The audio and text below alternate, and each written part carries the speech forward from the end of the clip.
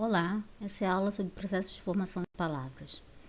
Observe atentamente as palavras abaixo. Casa, casebre, flor, florzinha, couve, couve-flor. Na língua portuguesa, há palavras que não provêm de outras, como casa e flor. Essas palavras nós damos o nome de primitivas. E palavras que provêm de outras, como casebre e florzinha, palavras derivadas. Aqui é importante a gente fazer uma ressalva. É diferente quando a gente tem casa e casebre, de casa e casas, por exemplo.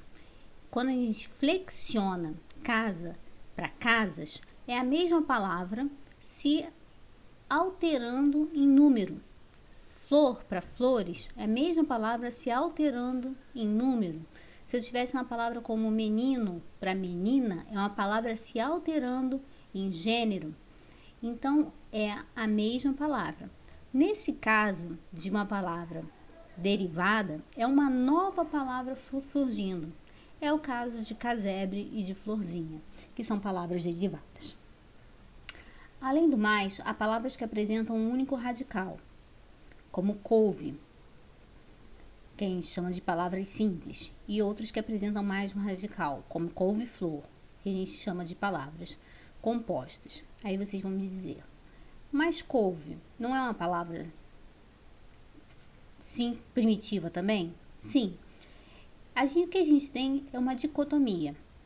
É a dicotomia entre palavras primitivas, que são aquelas que na língua portuguesa não derivam de outras palavras, que dão origem a palavras derivadas, que são aquelas que na língua portuguesa derivam de outras palavras, como casebre, florzinha, pedrada, ferreiro. E palavras simples, que são aquelas que apresentam apenas um radical, que dão origem a palavras compostas, que são aquelas que apresentam mais um radical. Então, se tem couve, flor, água e tempo, você pode ter couve-flor, aguardente, passatempo. Certo? Então, vamos ver os processos de formação de palavras propriamente dito mesmo agora. São dois os processos principais pelos quais são formadas as palavras da língua portuguesa. A composição, quando a palavra nova é formada pela junção de dois ou mais radicais. Há dois tipos de composição. A justaposição, quando na junção dos radicais não há alteração de natureza fonética, ou seja, couve-flor, passatempo, girassol, sexta-feira, você tem aí a manutenção das duas palavras intactas, e elas simplesmente são colocadas uma ao lado da outra. Isso é justapor. Ou a aglutinação, quando na junção dos radicais há alteração de natureza fonética. É o caso de aguardente, planalto, pernalta. Em aguardente você teria água ardente, um dos ais some. Planalto, plano alto. Pernalta, perna alta. Então, a gente tem aí a perda de substância fonética quando você tem a junção das duas palavras. Então, essa é a composição por aglutinação. Então, resumindo, o que distingue a aglutinação da justaposição é o fato de que na junção dos radicais,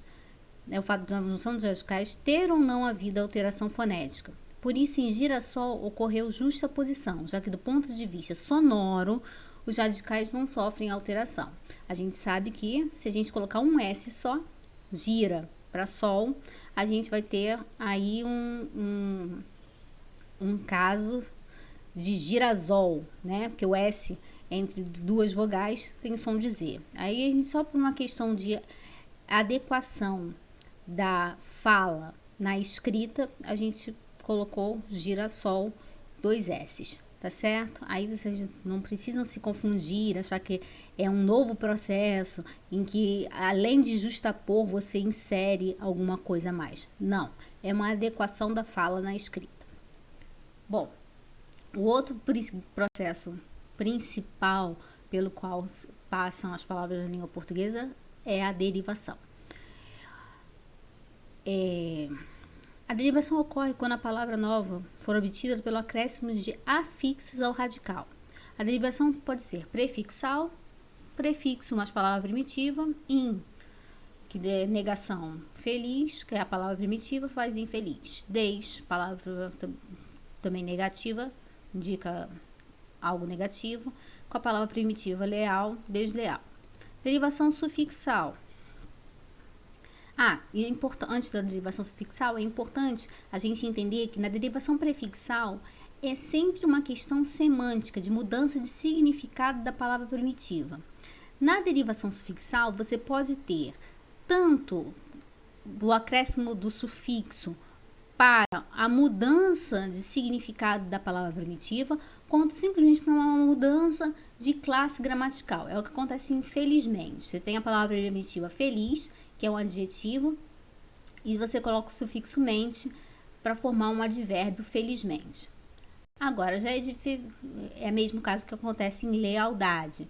E você tem a palavra leal e você vai formar, você tem o substantivo, o adjetivo leal, e você vai formar um substantivo lealdade. Agora, um outro exemplo que não está aí, o que a gente pode usar seria livro, tá? Um substantivo, livraria, que seria uma alteração da semântica, do significado da palavra. A derivação parasintética ocorre quando há, ao mesmo tempo, acréscimos de prefixo e sufixo à palavra primitiva. Cuidado, gente, a gente pode ter derivação prefixal e sufixal ao mesmo tempo. Então, por exemplo, se eu tenho a palavra deslealdade, eu posso ter desleal e lealdade. Infelizmente, eu posso ter infeliz e felizmente. Eu tenho 2 processos de formação de palavras. Agora, quando eu tenho a derivação parasintética, eu preciso que prefixos e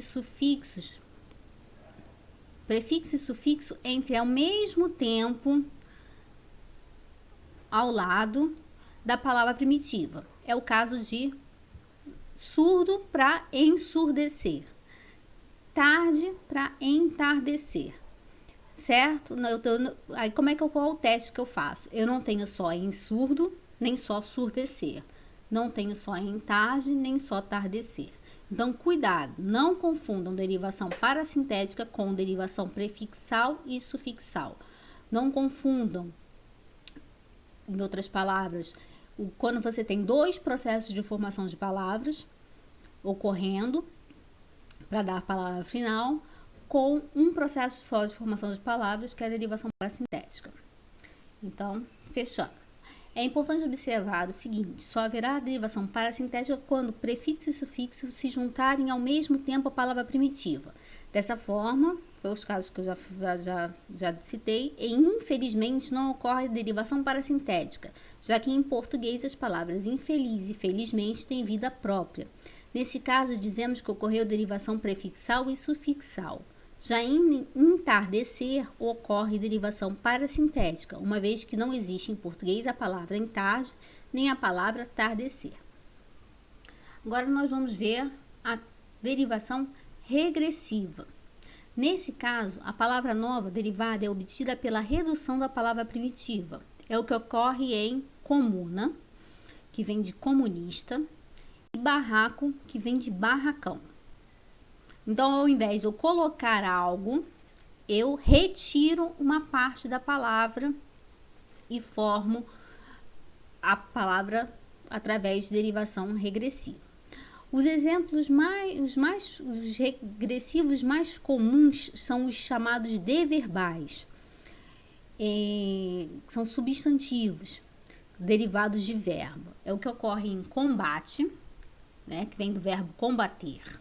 Caça, que vem do verbo caçar, pesca, que vem do verbo pescar, ajuda, que vem do verbo ajudar.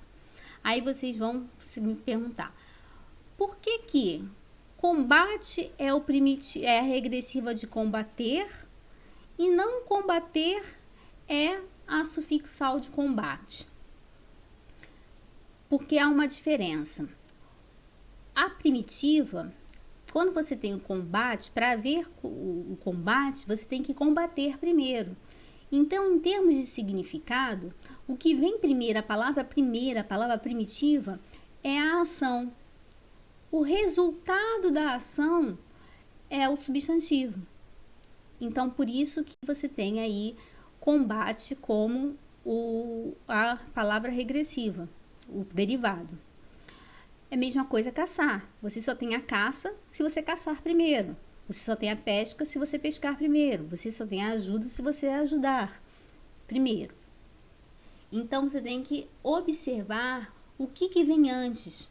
Se você vê o que vem antes é a ação ou o substantivo. Então, vamos esclarecer melhor isso. Como nem sempre é fácil perceber se a palavra primitiva é o verbo ou o substantivo, sugerimos o critério adotado por Mário Barreto, citado por Celso Cunha na Gramática do Português Contemporâneo. Se o substantivo denota ação, será a palavra derivada e o verbo será a palavra derivada e o verbo palavra primitiva. Mas se o nome denota algum objeto ou substância, se verificará o contrário. Dessa forma, os substantivos combate, caça, pesca e ajuda são derivados por derivação regressiva, respectivamente. Então, por aquilo que eu já falei, o combate é o resultado da ação de combater, a caça é o resultado da ação de caçar, a pesca é o resultado da ação de pescar, a ajuda é o resultado da ação de ajudar. Dos verbos, mais os substantivos planta e âncora são palavras primitivas que dão origem, respectivamente, aos verbos plantar e ancorar. Por quê, gente? Plantar é colocar a planta, ancorar é jogar a âncora ao mar. Então, primeiro você tem o objeto e a ação no objeto é que faz o verbo. Então, o verbo vem depois da ação no objeto. O exemplo do perfume é muito bom. Se você tem perfumar, é colocar perfume. Então, perfume é a palavra primitiva e perfumar é a palavra derivada, porque é colocar perfume. Bom, derivação imprópria. A palavra nova, derivada, não sofre mudanças de forma, já que de sua composição não fazem parte afixos. Ela é obtida pela alteração da classe gramatical da palavra primitiva. O porquê, porque é um pronome, né? Ou uma conjunção, desculpe. E quando você coloca esse artigo aí na frente, o porquê, você tem um substantivo derivado da conjunção porquê. Homem-aranha. Aranha é um substantivo, denota um ser. Como você fala homem-aranha, você está fazendo com que aranha se torne um adjetivo de homem. Jantar. Jantar é um verbo. Agora, quando você coloca esse artigo na frente e põe ele na função de núcleo do sujeito, você está substantivando o verbo jantar. Isso é a derivação que a gente chama de imprópria. Bom, além dos processos de formação de palavras já mencionados, é importante conhecer ainda os seguintes. O hibridismo ocorre quando na formação da palavra entram elementos originários de línguas diferentes. É o que ocorre, por exemplo, em automóvel, que tem parte do grego, auto, e do latim, móvel. Sociologia, sócio, do latim, e logia, do grego. Burocracia, birro, do francês, cracia, do grego. Sambódromo, samba, do africano, dromo, do grego. Outro caso são as onomatopeias. Desculpa, aqui você está ainda na ortografia antiga. É um caso especial de formação de palavras que consiste na reprodução aproximada de sons.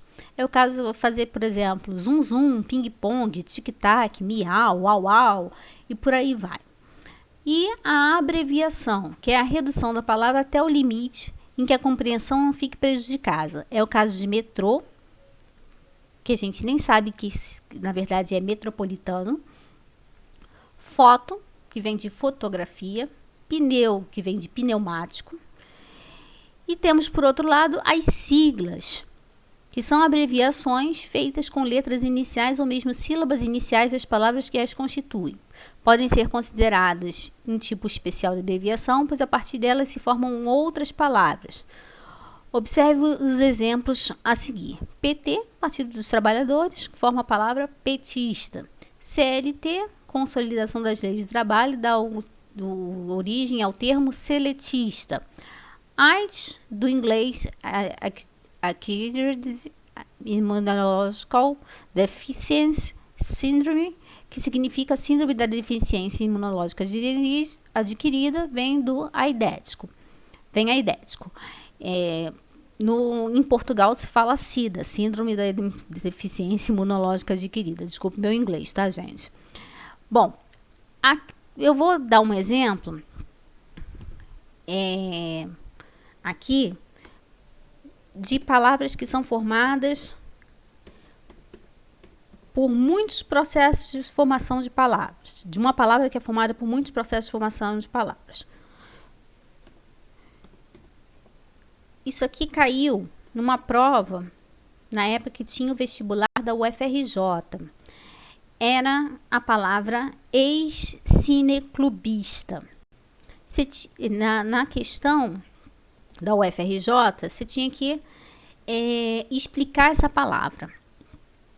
Então, se começava com cine, que é redução de cinema, clube, cine mais clube, cineclube. Então, redução, primeiro, cinema para cine, depois, cinema, cine,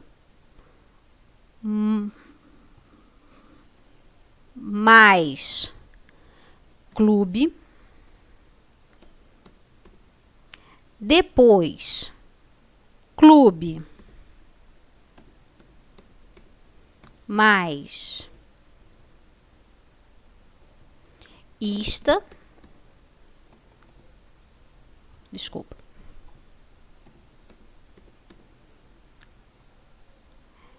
aí ficava redução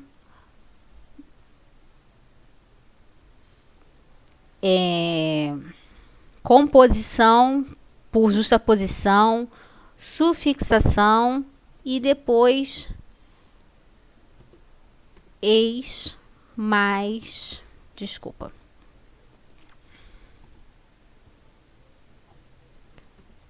clubista. Eram quatro mais cineclubista, desculpe. Eram 4 processos. Então, retomando, redução, depois composição por justaposição, não necessariamente nessa ordem, tá, gente? Depois, sufixação. Aqui eu esqueci de botar o cine. E prefixação. Perceberam como você pode, para uma palavra, formar uma palavra, se utilizar de vários processos de formação de palavras? Então, é isso. Espero que vocês tenham gostado da aula. Eu fico por aqui. Um abraço para todos. Tchau.